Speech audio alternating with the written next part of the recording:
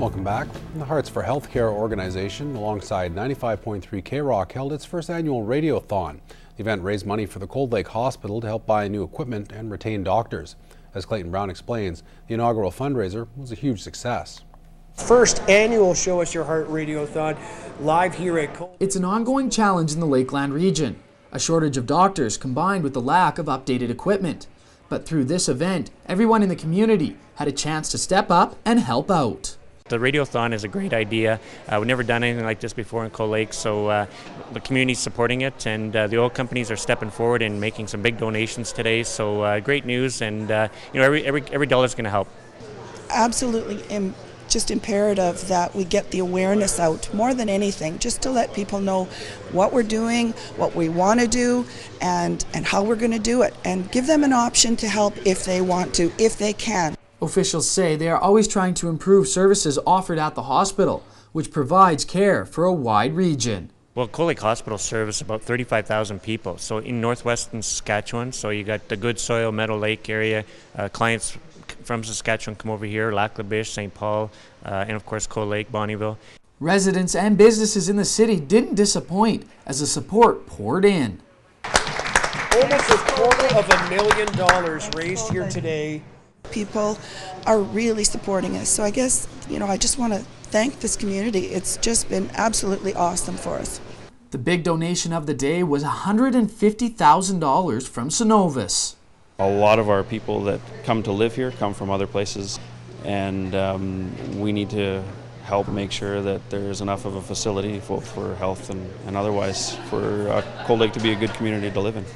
Hearts for Healthcare is hosting another fundraising gala May 7th at the Energy Center.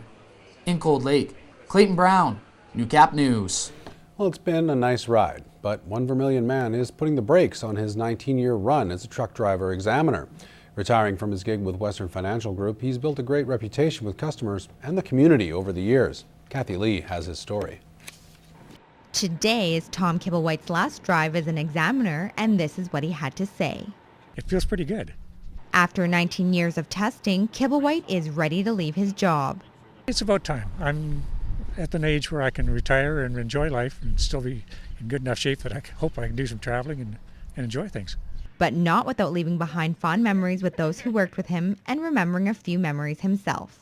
He always has a good sense of humor, and he enjoys what he does, and he always, had neat little comments when he had come back, from being out on the road. And his famous line was, when I started this, I had a full head of hair. We were doing a parallel park, and the gentleman lost control of his vehicle and jumped. He thought he had his foot on the brake and he had it on the gas. He jumped the sidewalk, crossed the lawn, hit a house going backwards at about 20 miles an hour. He's a man who is dedicated to his job. It doesn't matter what the weather's like, it's minus 30, and the Class 1 license, which takes an hour and a half of that hour is spent doing the inspection of the vehicle. So minus 30, Tom's still out there. He won't disappoint the student to cancel a road test. And his community as well. He was part of Scouts. That's actually kind of how I knew him. And then personally, because I also had a sign business for years, and I did some work for him. He used to run charter buses, and he drove school bus for a lot of years.